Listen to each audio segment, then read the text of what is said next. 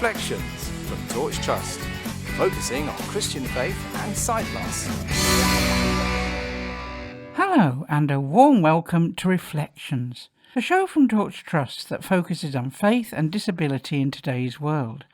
I'm your host, Marilyn Baker, and it's lovely to have you with us today. If you were listening last week, you'll know that we've been getting excited about the International Blind Sports Association World Games, which are currently in full swing in Birmingham.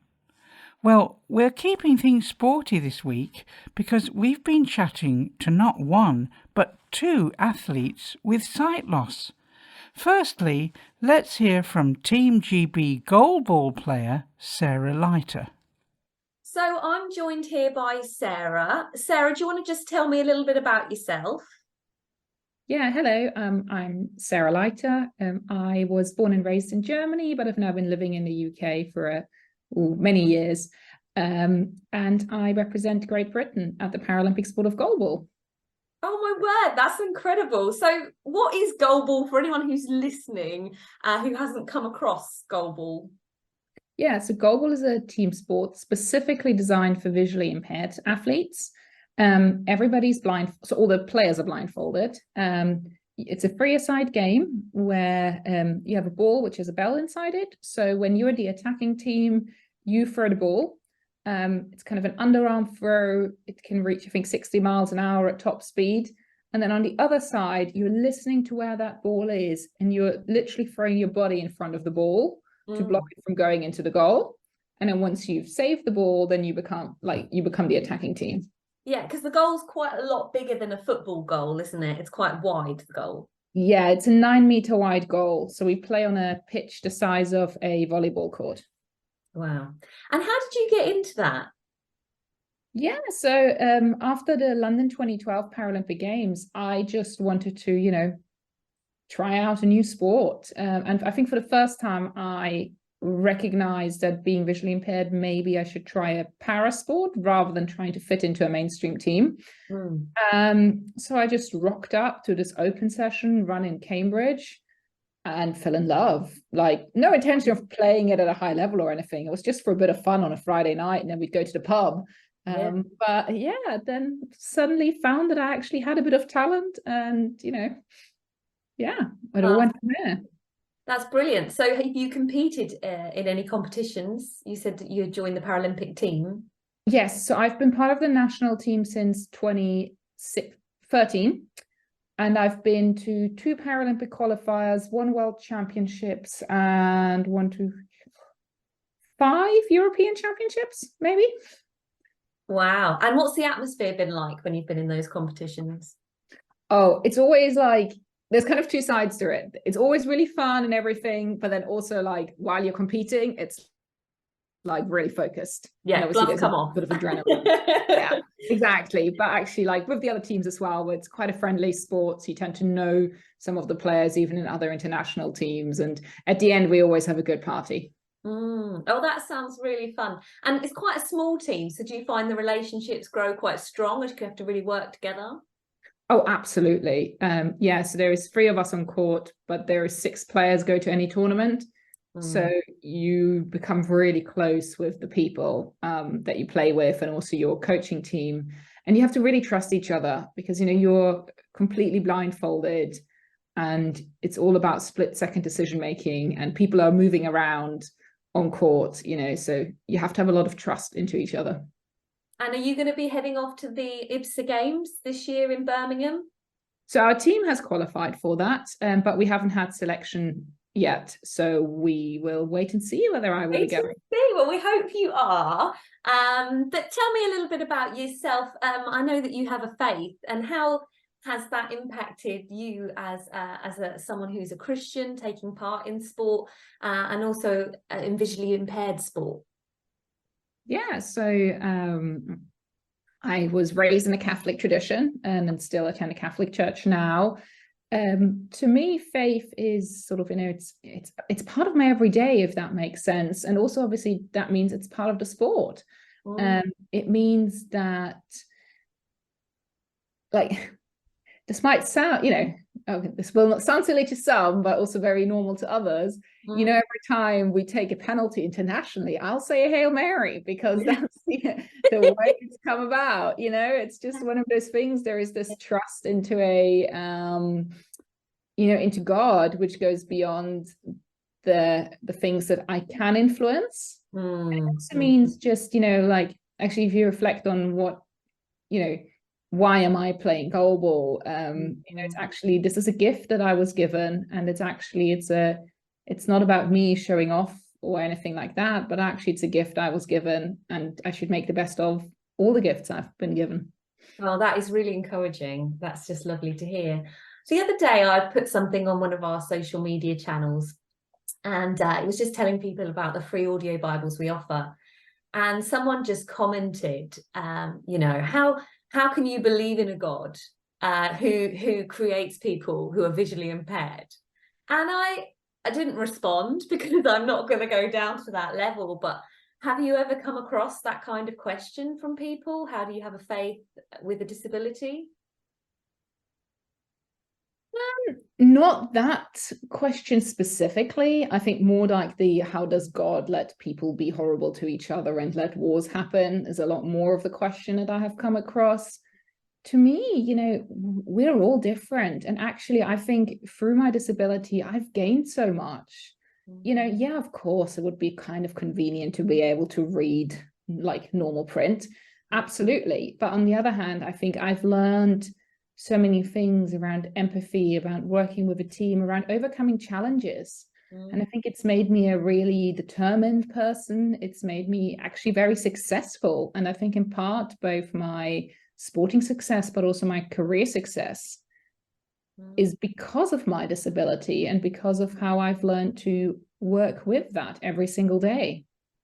That's really encouraging. Oh, it's been wonderful to speak to you, Sarah, and hopefully we can catch up with you later on in the year, perhaps with a bit more news from what happened at IBSA, if you are lucky enough to be selected. But thank you for your time today. Thank you. Bye. Well, I'm very happy to say that Sarah has indeed been selected to play goalball at the IBSA Games. The goalball matches begin today, Sunday the 20th, and continue until the final day of the Games, which is Sunday the 27th.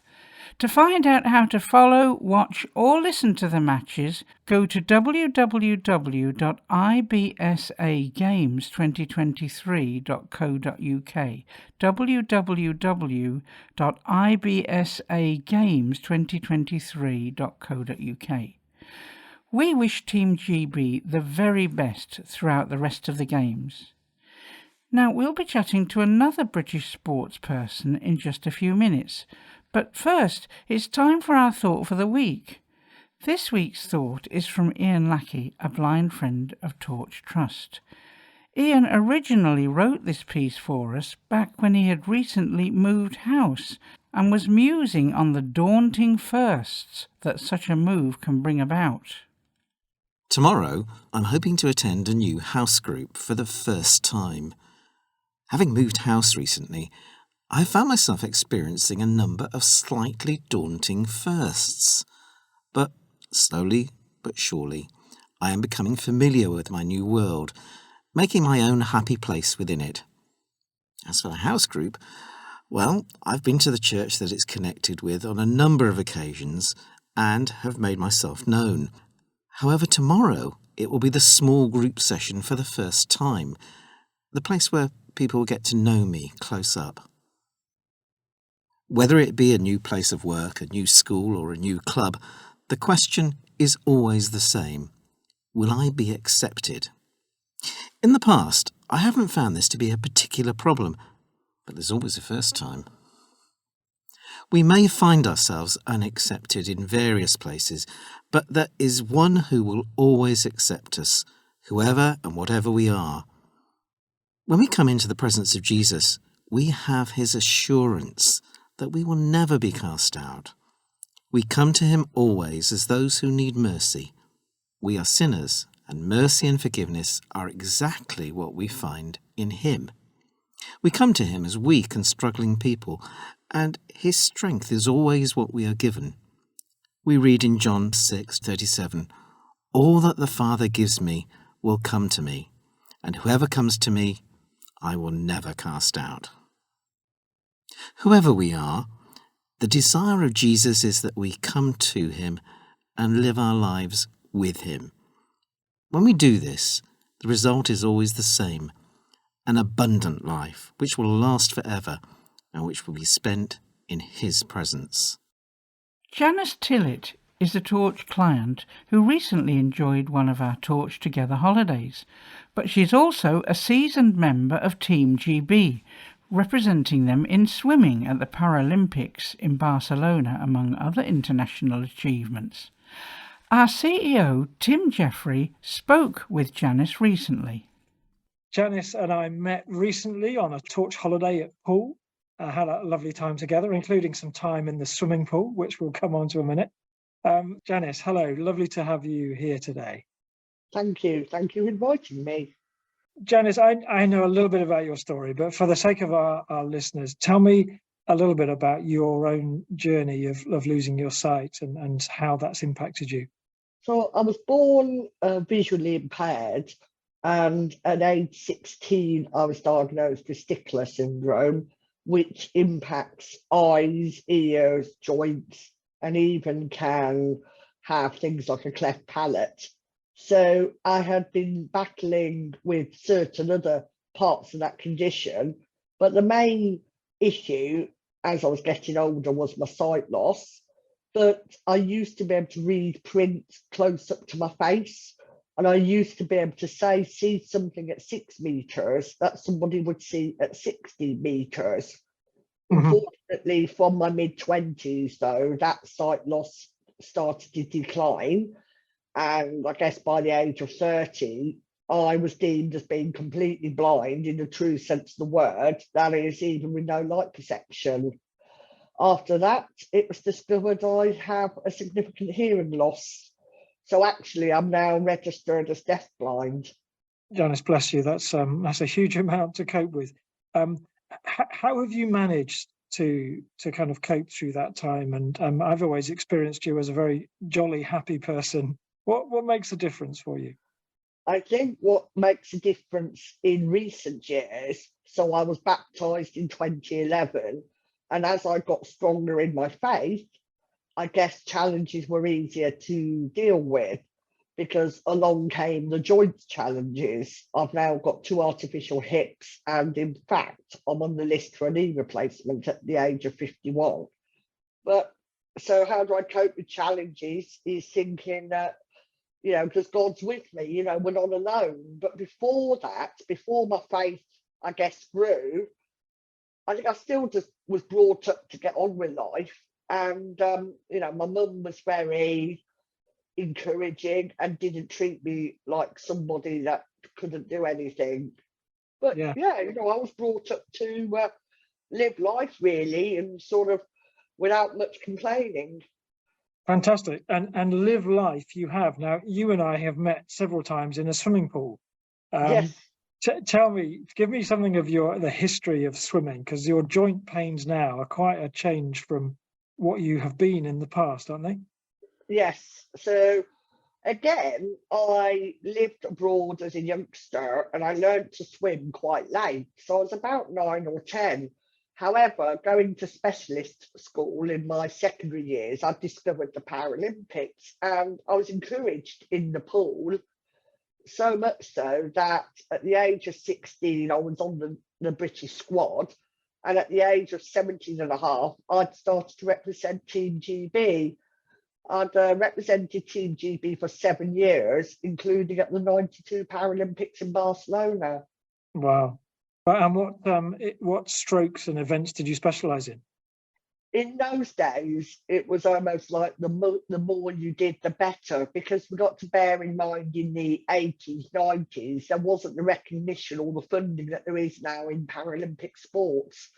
So, for example, in Barcelona at the Paralympics, I did 3 different distances in front crawl. I did a back crawl event and a butterfly event, plus the 2 relays where I won silver medals with the GB girls. Wow, congratulations. So you are a a para-athlete with 2 silver medals. Yes, and also in that competition, I've made the final of each of my individual events. What a fantastic experience that must have been. And what would your message be, maybe to anybody who's is new to sight loss? What would you, as somebody who's had this for many years, what would your message to them be? Well, I think, having learned the hard way, because I didn't always have a strong faith when my sight loss began, if you do have a faith, it makes life easier, because we're still going to have these challenges, but it makes it a lot easier if you've got God on the side. That's the first thing. But in terms of just living with sight loss, just remember there is a lot of help out there, not just from Torch, but even help with practical things. We're not alone, and there's people like, there's obviously other sight loss charities. Yeah. And I just think, yes, I'm not going to lie, occasionally there's been times where I felt sorry for myself, but I was always brought up with the old saying that there's always someone worse off, and there are. I consider myself actually very blessed. And since God's been in my life, that's been so evident. Janice, that's wonderful to hear. Thank you so much. I'm sorry to say that we're about out of time for today. Before we go, I'd like to take a moment to tell you about our podcast offerings. Torch produces a number of podcasts, some ongoing and some short series, that are all available online for free. You can even get Reflections as a podcast, which is great if you're not always free to tune in when the show airs. Our other podcasts include Insights, which offers short answers to common questions about sight loss and the church, helping you to welcome and include blind and partially sighted people in your congregation. To find our podcasts, go to www.torchtrust.org. Click on Living with Sight Loss and then go to Radio and Podcasts in the drop-down menu. If you'd like to get in touch with Torch about anything you've heard on the show or anything we offer, then why not give us a call on 01858 438 260. That's 01858 438 260, or email info@torchtrust.org. Until next week, from me, Marilyn, and everyone on the Reflections team, goodbye and God bless. You've been listening to Reflections from Torch Trust.